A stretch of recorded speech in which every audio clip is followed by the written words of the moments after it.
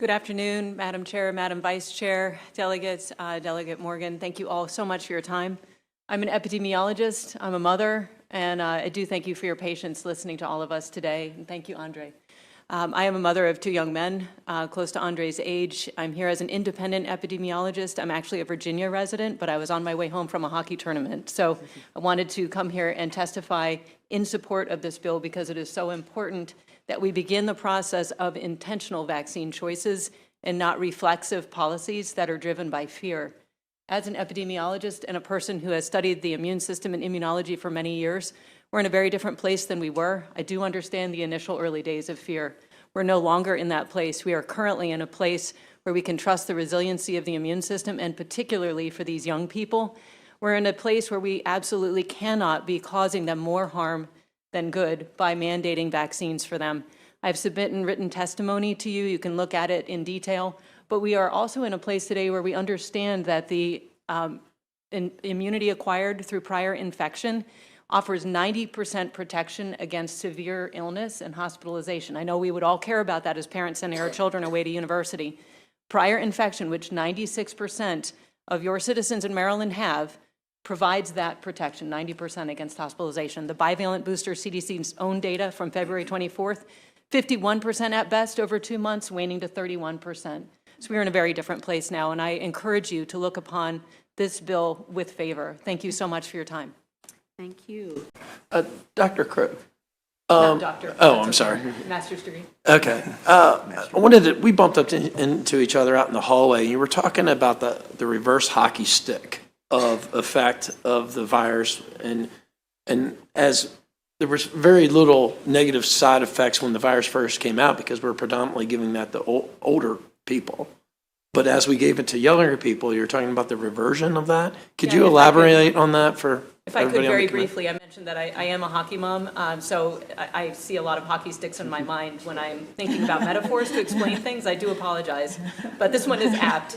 So you think of a hockey stick and the stick way up high, that's the risk that we see for disease for people associated with age, right? You've heard from the CDC 800 times the risk of hospitalization for older people over 80.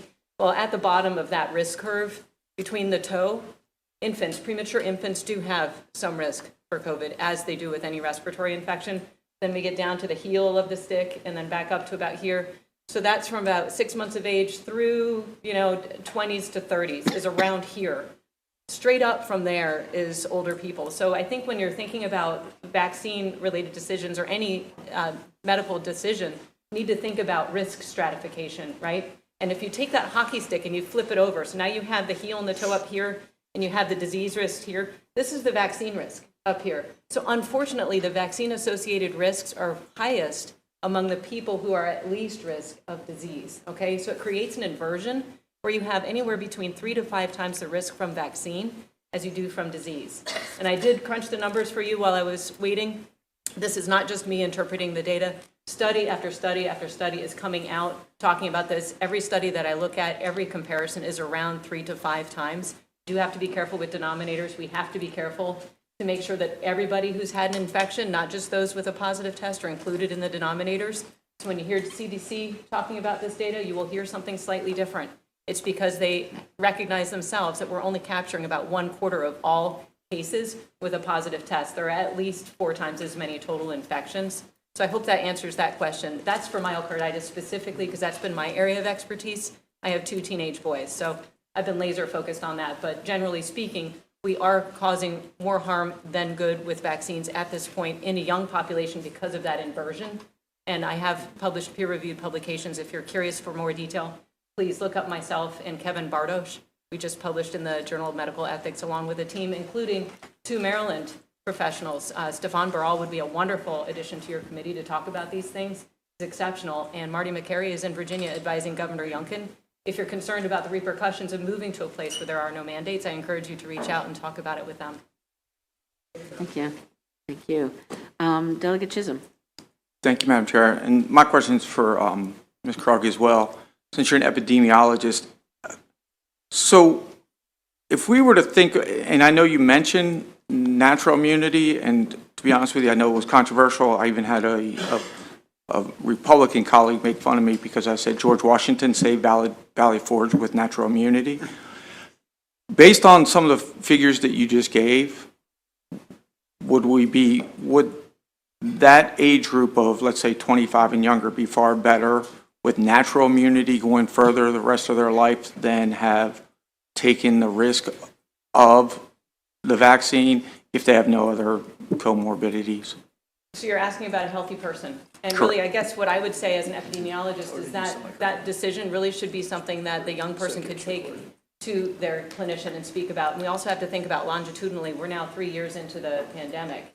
If you and I were having that conversation in the very early days with the ancestral variant, which I actually got on Halloween, October 2020, then, that was a more severe variant. Now we're into Omicron, and most of the population does have natural immunity, does have prior infection.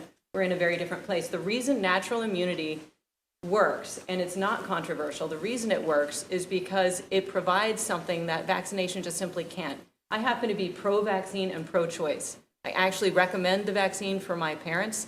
I lost my stepmom to COVID. She might be here today if she had had access to the vaccine. She just missed it by about a month, okay? So that's my personal bias, pro-vaccine, but also pro-choice. What happens with natural immunity is when the virus enters your airways, your upper airways, it actually induces a kind of antibody that the vaccine simply cannot. It's not that the vaccine is bad at preventing transmission. It is simply not designed to prevent transmission.